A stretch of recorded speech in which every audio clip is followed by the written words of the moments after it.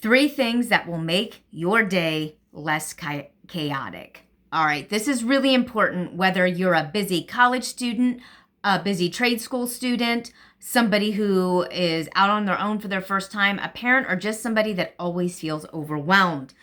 3 things. Your days can get absolutely out of control no matter who you are. I'm an empty nester with a dog at home and a husband who is really super supportive and does a lot around the house. And I still find myself getting out of control and a chaotic day. So number 1, this is what I do to get control of my day. Number 1, have a morning routine. Nourish your spirit, soul, and body. Have Bible, breakfast, and stretching. Number 2, complete a 15-minute task. Have something planned that you need to get done. Set a timer, know what it'll be, and make it something that you can feel good about that can be done in 15 minutes. It can be clearing off a table in front of you. For me today, it was writing some outlines for my videos because you guys know I work from outlines. It can be clearing off what Fly Lady calls a hotspot. Maybe it's just one errand you need to get done. Whatever it is, a 15-minute task. Complete it and feel accomplished. Number 3, deal with wind and waves. Rick Renner, who is a Bible teacher and a Greek scholar, I love his teachings. There's a lot of people that I love. I listen to quite a bit of Bible teaching and scholars and things that know people who know more than me and are more spiritually mature than me so that I can grow as a person. But he talks about the wind and the waves. When Jesus was in the boat crossing the Sea of Galilee and the disciples are bailing, what was he saying? Bailing water and binding waves.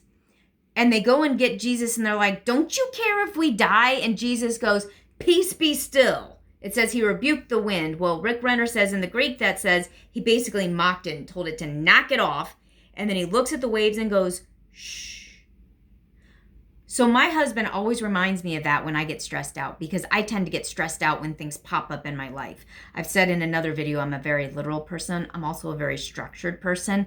I need to have consistency and routine, and I need things to happen the way I expect them. When something unexpected happens, it can kind of send me in turmoil until I get my bearings back. So dealing with wind and waves, that's distractions, emotional upheaval, guilt, etc. So what do?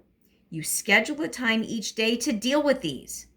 Write them down as they pop up and do what needs to be done. Let me give you an example from my day today.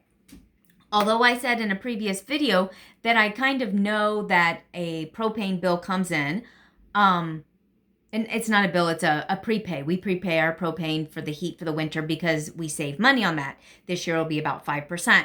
So I know it comes, but when it does come, it requires me to call in to see what it is, to write out the check, and it used to be drive it up. This year, they're going to have me mail it. But it's something that pops up into my day. And as soon as it happens, I always want to deal with it right away because then I know that budget category and if I set aside enough or if I need to adjust finances and those kind of things. And for me, that is a distraction. I mean, you might be like, oh, it's no big deal. It's just a bill. But for me, it's a major expense. Thousands of dollars. This year, it's gone up probably 25%. I'm expecting it to be like $4,000. So I'm really hoping that I set enough aside.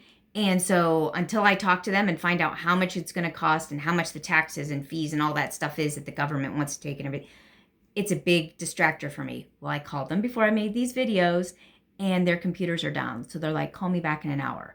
It's a little thing in the back of my mind now going, kind of buzzing like a bee around my head. However, using this example, I deal with the winds and the waves. I have scheduled a time this afternoon around 4 o'clock where I'm going to call them back and handle it. So I can not have my whole day disrupted. I can simply deal with that and one other thing that needs to be done today in that 4 to 5 o'clock block because that's when I've allocated it for today.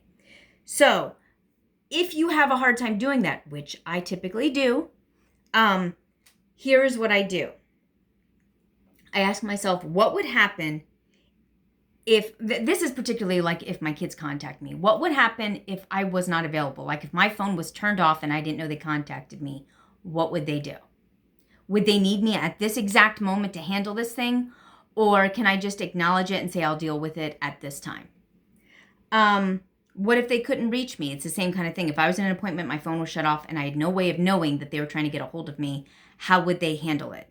That helps me to deal with the how great the emergency is. Can I simply acknowledge it and tell them I'm going to deal with it at 4 o'clock?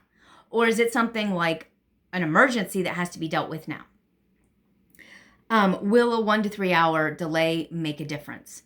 In the case of my propane bill, no, it absolutely won't, because I'm not going to mail it till tomorrow. So I can deal with it in that 4 to 5 o'clock time period. They'll still be open. I can deal with it. And the other thing, if we change our habits, we change our life. So again, to recap, the 3 things that might make your day less chaotic: your morning routine, your 15-minute task, your wind and waves. I'll see you in the next video.